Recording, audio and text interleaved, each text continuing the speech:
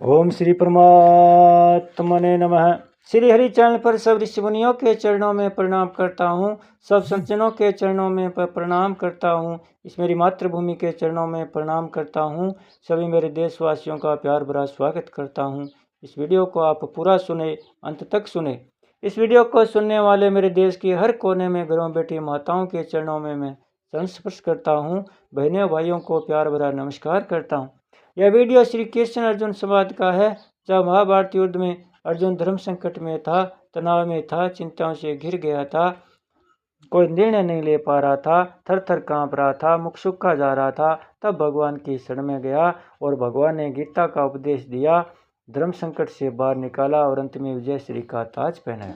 इसलिए यह वीडियो सुनने मात्र से ही मानसिक तनाव, चिंताग्रस्त शारीरिक तनाव से मुक्ति मिलेगी। इसलिए आप सब श्रोतागण से मेरी विनती है, इस सुप्रभात एवं पुण्य का भागीदार बनकर जन कल्याण में अपना सहयोग देवें। वीडियो को ज़्यादा से ज़्यादा शेयर करें, सब्सक्राइब करें और लाइक करें। अब आगे के 2 श्लोक में अर्जुन चतुर्भुज रूप दिखाने के लिए प्रार्थना करते हैं भगवान से।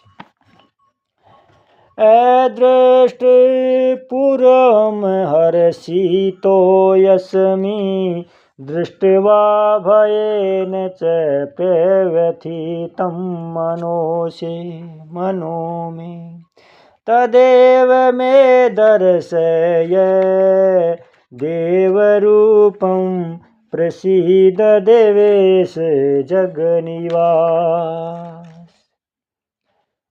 जिसको पहले कभी नहीं देखा, उस रूप को देखकर मैं हर्षित हो रहा हूँ। उस रूप को देखकर मैं हर्षित हो रहा हूँ और साथ ही साथ भय से मेरा मन अनंत व्यतीत हो रहा है। अतः मुझे अपने उसी देव रूप शांत विष्णु रूप को दिखाइए। हे देवेश, हे जगनिवास, आप प्रसन्न हो जाइए।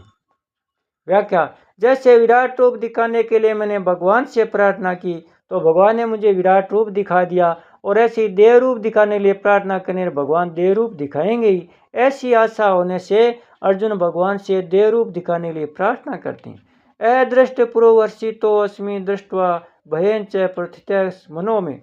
आपका ऐसा अलौकिक आश्चर्यमय विशाल रूप मैंने पहले कभी नहीं देखा। आपका ऐसा भी रूप है, ऐसी मेरी मन में संभावना भी नहीं थी। ऐसा रूप देखने की मेरे में कोई योग्यता भी नहीं थी। यह तो केवल आपने अपनी तरफ से ही कृपा करके दिखाया है। इससे मैं अपने आप को बड़ा सौभाग्यशाली मानकर हर्षित हो रहा हूँ।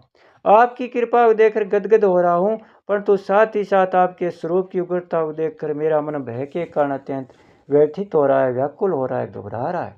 तदेव मे दर्शय देव रूपम तथा, वह शब्द प्रोक्षवाची है। तदेव तथा एवं कहने से ऐसा मालूम देता है कि अर्जुन ने देव रूप विष्णु रूप पहले कभी देखा है तो अभी सामने नहीं है। विश्व रूप देखने पर जहाँ अर्जुन की पहले दृष्टि पड़ी, वहाँ उन्होंने कमलासन पर विराजमान ब्रह्मा जी को देखा। पश्चामी देवास्तम देवदेहे ब्रह्मांड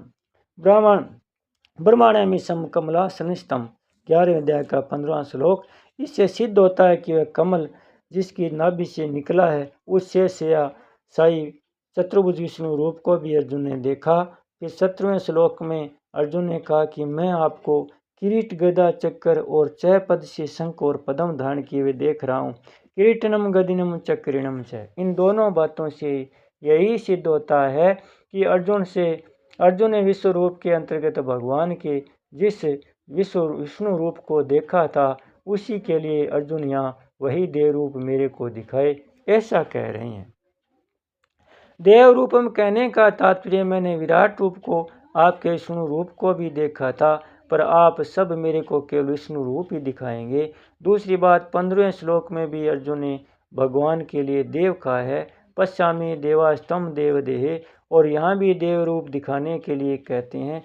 इसका तात्पर्य है कि विराट रूप भी नहीं है और मनुष्य रूप भी नहीं है, केवल देव रूप दिखाइए।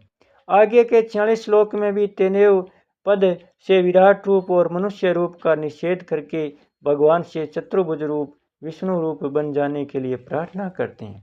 प्रसिद्ध देवेश जगनिवास, यहाँ जगनिवास संबोधन विश्व रूप का और देवेश संबोधन चतुर्भुज रूप का संकेत कर रहा है। अर्जुन ये 2 संबोधन देकर मानो यह कह रहे हैं कि संपूर्ण संसार का निवास आप में है।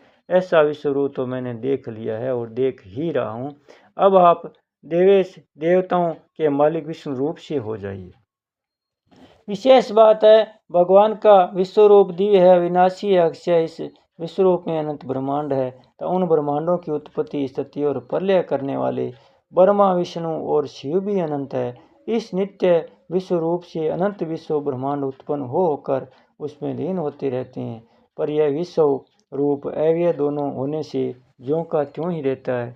और यह विश्व रूप इतना दिव्य अलौकिक है कि हजारों भौतिक सूर्यों प्रकाश भी इसके प्रकाश का उपमेय नहीं हो सकता। इसी अध्याय का 12वां श्लोक। इसलिए इस विश्व रूप को दिव्य चक्षु के बिना कोई भी देख नहीं सकता।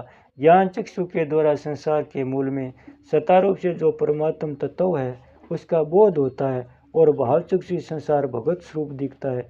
पर इन दोनों ही चक्षुओं से विश्व रूप का दर्शन नहीं होता। चरम चक्षु से न तो तत्व का बोध होता है, न संसार भगत स्वरूप दिखता है और न विश्व रूप का दर्शन होता है। क्योंकि चरम चक्षु प्रकृति का कार्य है, इसलिए चरम चक्षु से प्रकृति के स्थूल कार्य को ही देखा जा सकता है। वास्तव में भगवान के द्विभुज, चतुर्भुज, सहस्त्रभुज आदि जितने भी रूप है वे सब के सब दिव्य और अव्यय है।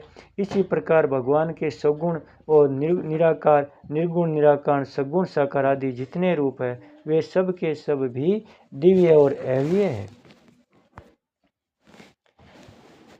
बोलिए श्री कृष्णचंद्र भगवान की जय हो, भक्तों और भगवान की जय हो। सत्य सनातन।